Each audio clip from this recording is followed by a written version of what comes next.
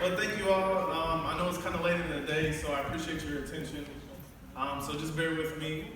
There are going to be a lot of things that I say that um, may upset you, may be emotional. I am going to challenge you on a few things in reference to my perceptions of foster care. So let me begin with a background. I'm 26 years old. Again, my name is Higgins. I'm originally from Indianapolis, Indiana. I was born to a white mother, a black father. My father was absent in my life. And an interesting fact, I was actually born into foster care. My mom had me when she was 16 years old. She was in foster care at the time due to her having a black baby, according to my grandma. So that kind of gives you that perspective in what I grew up in. I grew up on my maternal side, grandma, uncles, all on my mother's side. So it was interesting growing up. I really didn't have any type of identity other than just being a kid. I did find myself, kind of flowing to my white counterparts rather than my black counterparts. And, it wasn't until I was about 8 years old. Oftentimes, growing up in poverty, we would have neighborhood fights. So it was white versus black, and I was on the white side. So a couple of kids I went to school with, I knew them, and they asked me, like, why are you on that side and you're one of us? I don't know. So that just gives you kind of a brief synopsis of my identity and kind of my struggles. Kind of had a normal childhood, I guess. Grew up with drugs, domestic violence, poverty, alcohol abuse. So I lived with my mom along with two brothers until the age of 9. I have one biological brother, Joshua. We shared a mother and a father. And Nick, we just shared our mom. So 9 years old, actually entering 5th grade. So my first day of 5th grade, I went with my grandma. My mom had been missing for about 2 days, and my grandma apparently called CPS, Child Protective Services, and had us, my brother and I, Joshua, turned over to CPS. And, even to this day, I kind of blame myself for the reason why I went into foster care. Sitting in the room, and they asked us, did you remember seeing any type of substance on the table? Yes, there was some white stuff on the table. Okay, and that's all I had to say. My brother Josh and I were taken into a guardian's home. We were there for about 3 hours. Then this black lady pulled up into the driveway, or the parking lot rather, with a beat up old blue station wagon. The back window was busted out. I'll never forget. And I was really nervous as we left with this stranger. And I thought to myself, like, who's this weird lady? So as we sat in the back of the car on our way to this new beginning, I was nervous, I was scared, and it was a transition for me, a very big transition for me, and I think it was a culture shock. I went from, my mom being white, my uncles, my grandmother, to now this new identity I had to take on, and it was hard for me. I struggled, I got bullied, switched schools, and what else do you do while you're in foster care? You act out. I didn't know else how to display my emotions. I got suspended about 15 times in 5th grade. I got suspended once for forging a signature of my foster parent, which was terrible. And I got suspended again for that. And I struggled. D's and F's. Probably, I think a D plus was my highest grade. I did have a 5th grade teacher, Mrs. Embry. She was a big factor in changing my life. So from 5th grade, she kind of took me under her wing, would give me crackers. I know someone mentioned that earlier in one of the presentations. That kind of helped me. I would go to the back of the classroom, eat crackers, kind of be to myself. but I still struggled academically. So they talked about holding me back. And in this foster home was a different struggle. Foster home or foster care is supposed to be a system in which you feel comfortable. I was physically abused, sexually abused, verbally abused, and this was my first placement. I was struggling, I didn't know how to tell people, I didn't know how to speak up, I was lost. So moving on to, I was with this foster home for about a year and a half, so halfway through 6th grade, I get a call from my caseworker. Hey, we're on the way, tell Josh and Brandon to pack up, they're going to a different home. I didn't tell anybody I was being abused. Why is this happening? So apparently, my 5th grade teacher, Mrs. Embry, was able to get Josh and I into care. Cool, so we go, everything's different. I go to actually having my own room. At this time, I'm 12 years old, 11 years old, 6. So I'm 11 years old, finally have my own room, I get a guinea pig, I get a Game Boy, I'm excited. Wow, this is life. I get a tutor for math, I'm finally caught up in life. Now I have the resources to be successful. So for about another year, a little under a year, there's issues. Mind you, Mrs. Embry and her husband, Tom, are both Caucasian. So my caseworkers were African American. There was some conflict with that. Among, are they capable of raising 2 young black men? So I'm going through, I'm actually doing better in school. My little brother's taking French, I'm taking German. I'm learning new things, I'm being exposed to different things. Foster care is looking awesome. Next thing you know, they're wanting to adopt us. Okay, cool, and this is an important aspect, I guess, to my transition for the rest of my life. And there was a point where we were taken out of the home and placed with then the African-American family. And recently, about 2 years ago, I received my records from my foster agency, and it read that they wanted to keep me, Mrs. Embry and her husband, and get rid of my little brother Josh due to behavior problems. And again, the importance of keeping siblings together, they kept us together, so they moved us. And this was new information to me. What I was told was it was because they were white that they weren't capable. And I had this anger or this thought for 14 years. This is why I was taken from these individuals that cared about me, that gave me, took us to Canada and exposed us to different things. And I was so hurt until 2 years ago where I realized the truth.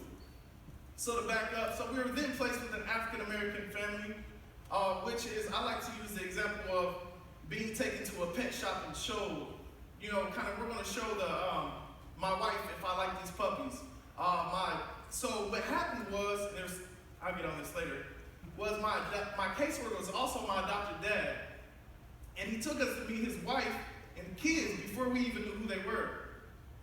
And we were sitting at Target. He was like, this is my wife, these are my kids. We're like, okay.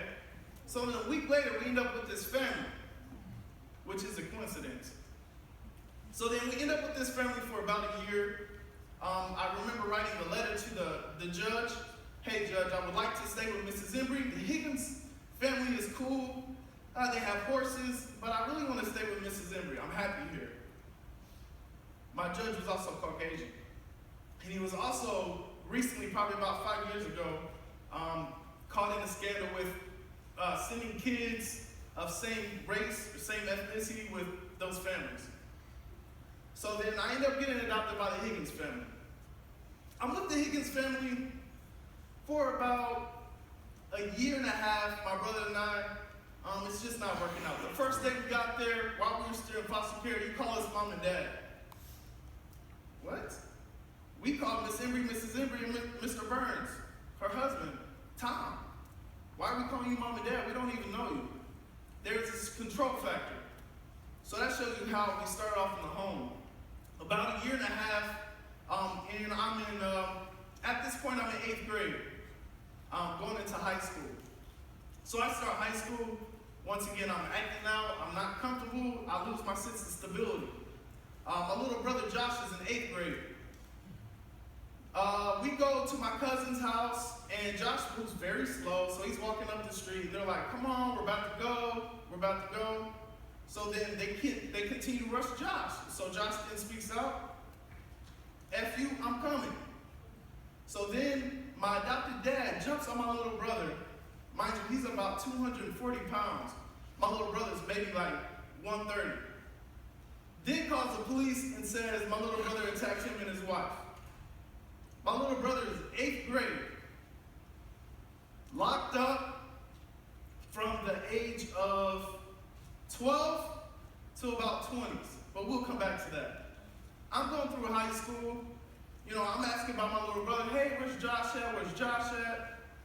You know, hey, he's in trouble. He ran away. He's in boys' school. Okay. I'm focusing on school. I'm an average student in high school. I graduate 2008, 2.7 GPA.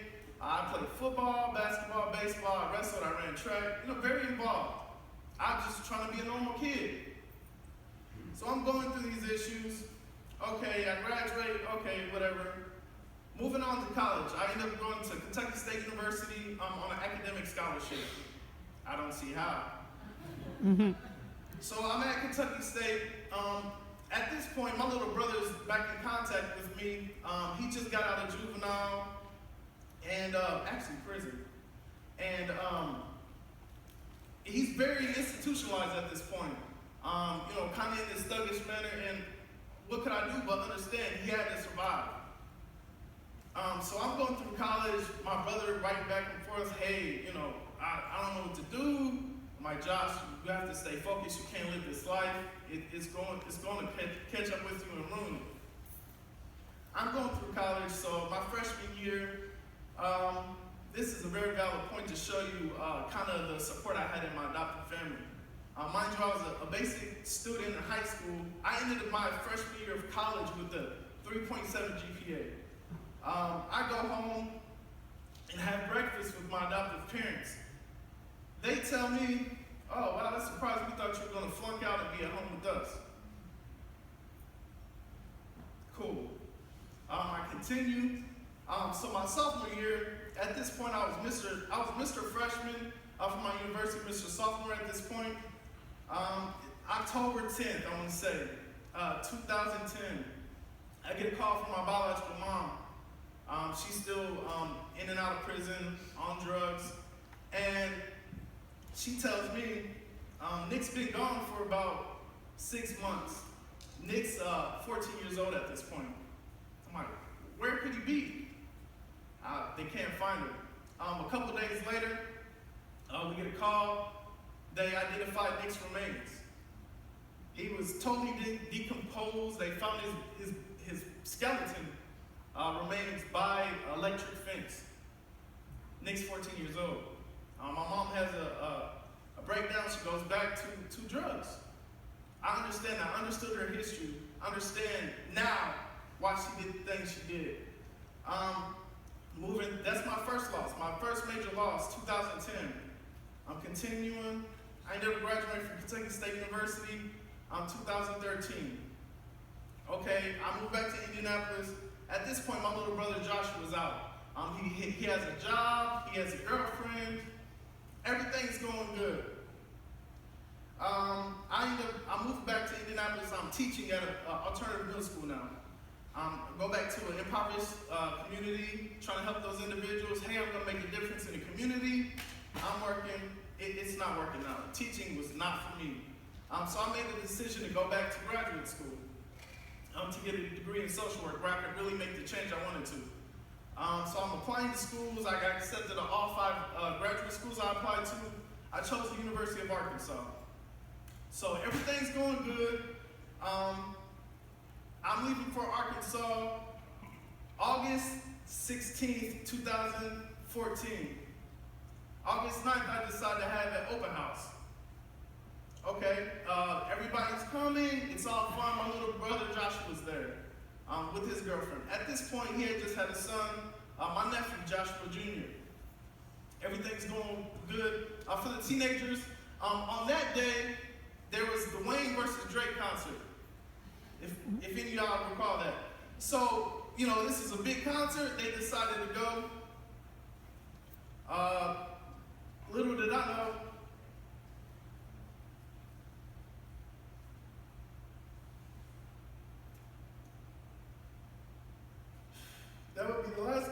little brother Joshua.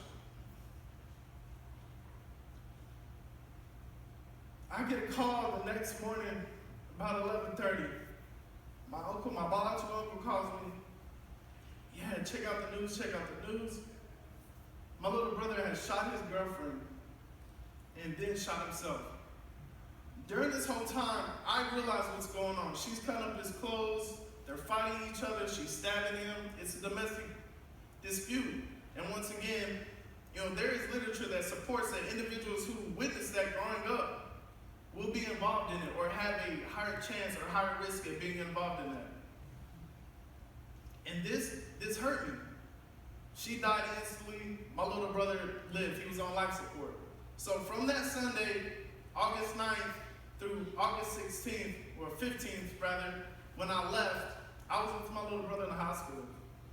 So at this point, I haven't spoke to my adoptive parents due to me moving in with my 5th grade teacher once I went back to Indianapolis because she had the space. My adopted family wanted me to move in with them, show for my little brother and sister at sporting events. I don't want to do that. So we fell out. My biological uncle, my girlfriend, my mom actually flew in town. My biological mom flew in town for my open house. And she had to be there with Josh, her second youngest son, while he fought for his life. And again, I can understand why she would refrain back to drugs. That is a lot of stress and trauma. Not knowing this, she's there, she's flipping out, she has bad anxiety, and I'm there. And again, since my mom's rights were terminated, I had control of Josh's destiny.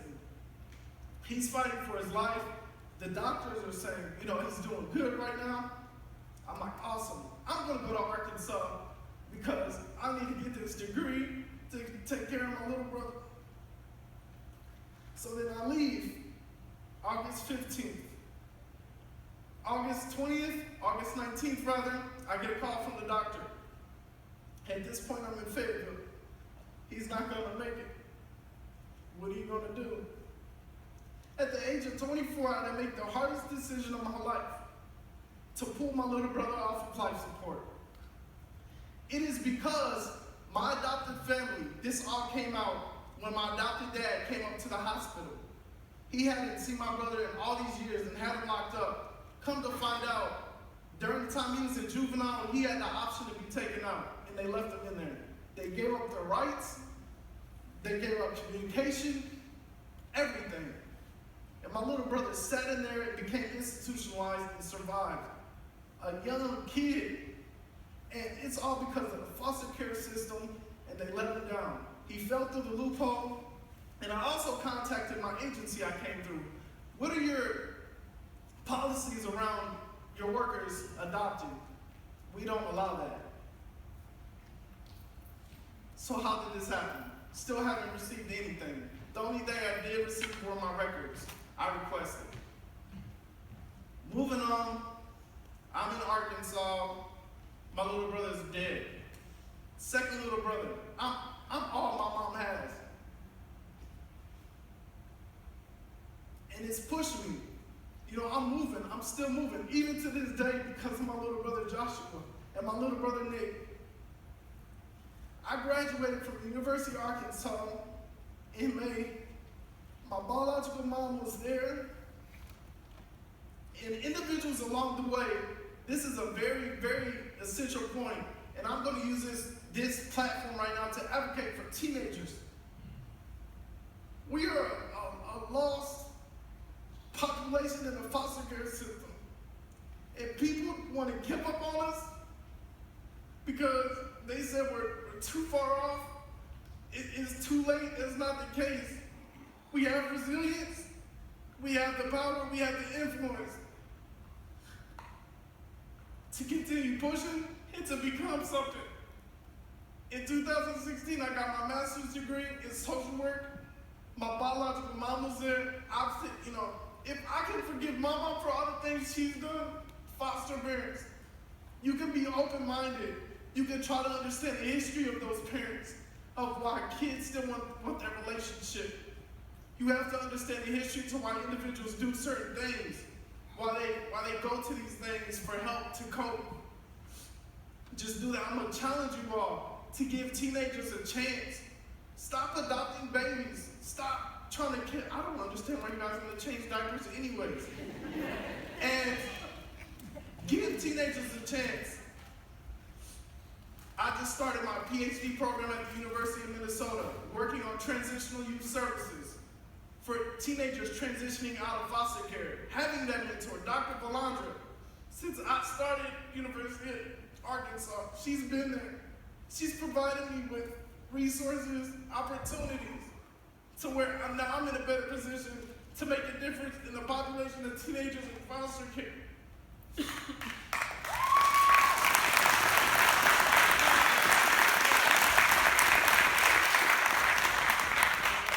To the teenagers, I know what you guys are going through. Just stay strong, stay positive. Y'all can be something, like seriously. Stay focused. I'm telling you, education it gives you so many opportunities. Also, if you want to do something else in life, do it. Do 100%, but look to individuals. Look for mentors. Look for people who are actually doing successful things in the community. You're not going to make it on your own. You have to, use it. Look at it in the context of climbing up a ladder, pulling somebody up with you. Look at people who are